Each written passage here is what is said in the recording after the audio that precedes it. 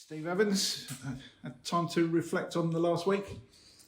Well, on the whole, it's been a positive week, isn't it? You know, the fantastic comeback in performance, particularly for the last half hour against Stockport, was fantastic. The boys got their awards with the late goals. Went on to Reading, made 7 or 8 changes at Reading. I think we went comfortably at Reading, despite the late goal. I think we dominated for long spells. And we went to Walsall. I don't think we were anywhere near our best. I think individually we were a little bit down in terms of quality, not in terms of working hard, effort, commitment, passion. This group delivers that every day they walk in the building. So from that point of view, I think we're a little bit down in quality. But again, we still dominated for long spells, particularly in the second half. And as much as the goal comes late, I don't think there's any true Walsall fan leaves the ground, other than aggrieved it is 10 minutes into added time. I don't think they go out thinking they deserved all 3 points based on the performance.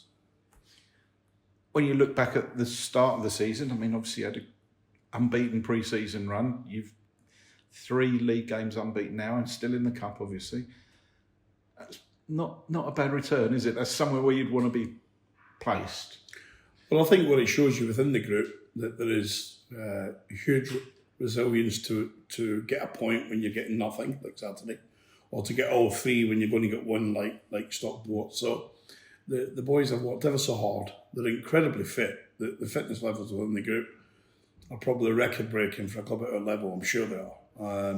Every statistic tells us that.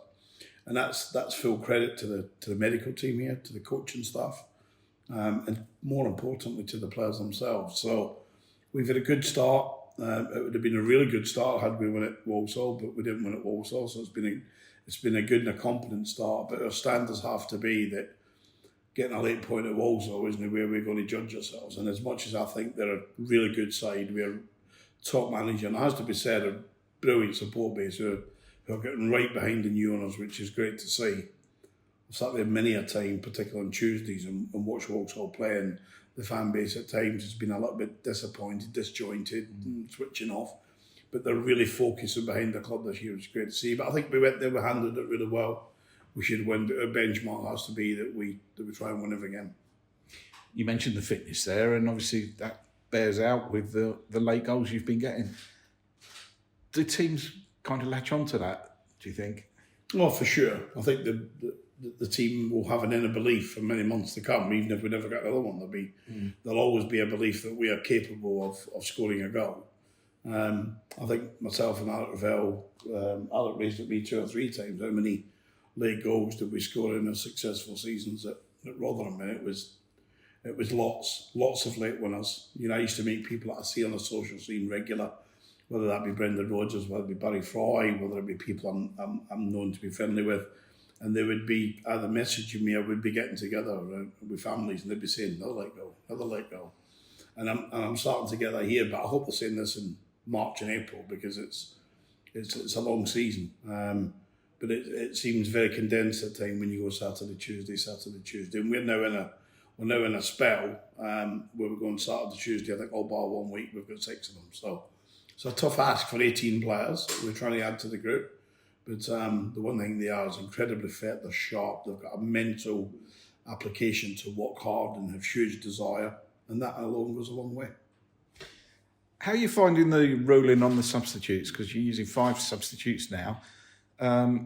It's worked for you, isn't it? How do you find it overall? Listen, was I an advocate of it? I'm not sure I was. I think it in a longer term it suits the bigger clubs, doesn't it? If you're Manchester United, well, they probably need 15 subs, not 11. But if you're Liverpool or Manchester City or any of the big clubs, you want 11 substitutes options, don't you? Because that's the 2 player in each position scenario.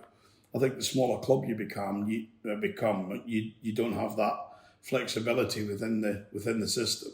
But for us, particularly in recent weeks where we've had this extreme heat, we've had extreme pressures on players showing their optimum in 60 minutes, which should have been at 90 minutes because of the endeavours and how we play, then 100% has suited us. And it suits the group. I think they now have a belief when they look to the manager making changes that it's going to help. And it's for the older generation, not so much the young media boys around us today, but for the older generation, it's like looking at the cavalry coming over the hill with John Wayne blowing his bugle. It's here they come, and that's what it's felt like when the players go onto the pitch. But you've used your substitutes well, haven't you?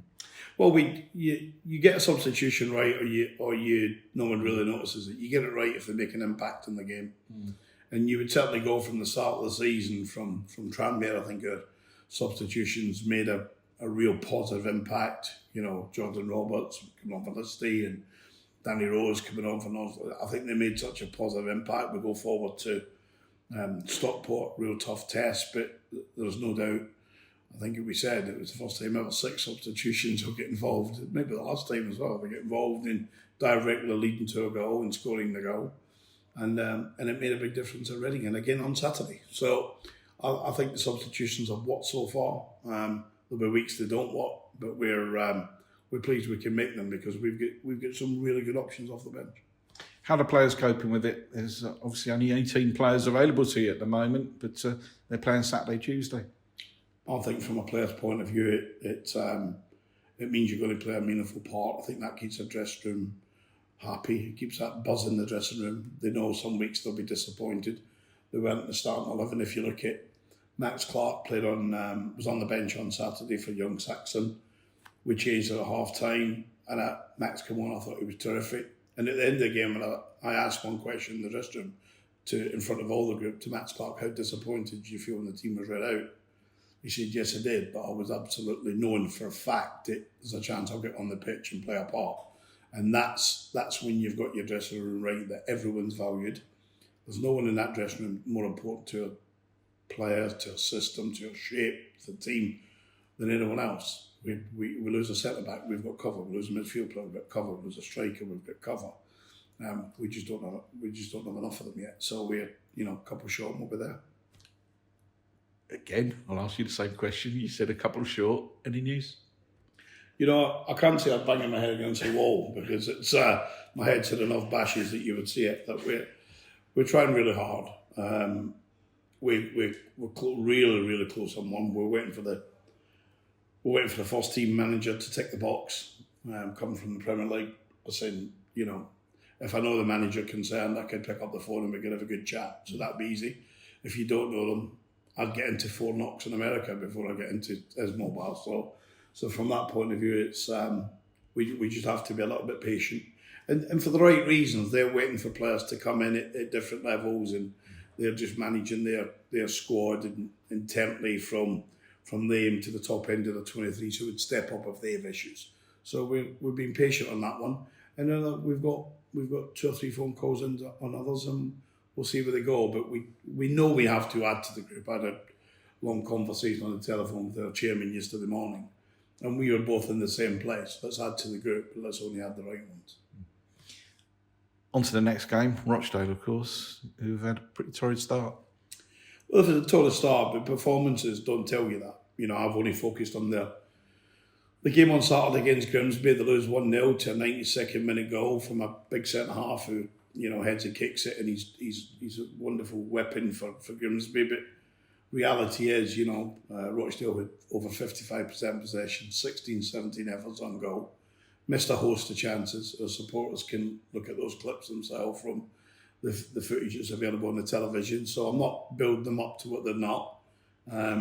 We have to focus on ourselves. We beat Rochdale here in the run-in last year, but it's fair to say they were better than us on the day, much better than us on the day. They've got good players. Some have played for me in the past. Some lads I really like. So it'll be a tough test for us, and we just want to go. We're back at home. It has to be an asset to us. So we want to go to the Lamex and see if we can add to a points tally. If we had a good 2 games, but we've got 1 game at a time. If we have a good 2 games, it goes from a good start to a fantastic start. And the squad fit? The squad is all good. It's all healthy. It's all in good shape. There's probably 1 or 2 disappointed bodies in the building this morning from in our wards letting 2 points slip on Saturday. Although I said to Steve at the time that if you score a late goal, it feels more than what it is. You actually go home and there's people going to walk in past you smiling. Had we drawn 1-1 and scored in 65 minutes and it finished 1-1, I don't think a lot of people would have had that little happy feeling, because it's your own personal standards as a team, how we set ourselves. I really thought we'd beat Walsall. But I knew we had to play really well at Walsall. Did we play really well? No. Did we give everything for the cause? Absolutely. Remarkable scenes at the end, wasn't it, on Saturday with the players celebrating with the fans and bodies everywhere. I think as an opposition manager, when it goes against you, you hate the sight of it. When it's for you, it's the best thing in football. When at last minute goals, Rosie's done that for me many times. He's done it for himself, more importantly. But to see the whole group with him, with his travelling support, was fantastic. And we want more of those days, don't we? Home and away, we want more of those days, because I've often believed it, and I always believed it, without the supporters there is no football club. It doesn't matter about the wealth of our chairman. There is no Stevenage Football Club at the level we play our trade, if there's no supporters. That's the same at Gillingham, support base I love. Mansfield get stick, but I still love my time there. Peterborough, my home city, and of course Leeds and Rotherham. So I've been very fortunate. I've managed for some real passionate fans, and to see the passion of the Stevenage fans on Saturday, it was brilliant for all of us to see. Stevenage fans, you say the passion there. I think it's true to say you've won them over big style, haven't you? Since you came to the club. I mean, we've played Steve Evans' sides many times, and we know what it's like to play against Steve Evans. And perhaps the fans were a little bit wary of that when you came to the club, but they're loving life at the moment. Well, I don't think I've had a job in football where I've not had to take some criticism when I've gone in and win the fans over. And ultimately, I don't think there's many clubs that I've left in a worse situation or in a fantastically better position when I've gone in. None more so when I left Crawley, went to Rotherham, and Rotherham fans the same opinion. And now when I go back there, I love them and they love me. I think it's both ways. Same at Ellen Road at Leeds, massive club. Same in my home city, Peterborough, Mansfield. I'll always respect and love them. I'm not so sure they love me so much because I walked out and went and joined Peterborough. And Gillingham is support base. I've still got personal friends in the playing squad. I've still got personal friends that sit in the Rain Amended. They'll always be personal friends. And Stevenage fans, when I come here, I used to take plenty of stick, home and away. And I'll tell you what they see. They see you getting your head down. They see you working hard. I don't think there's any secret in the town from supporters that know how we live here. I'm first in here, I'm last away. I give everything because I did that at Gillingham, despite the nonsense that was said afterwards.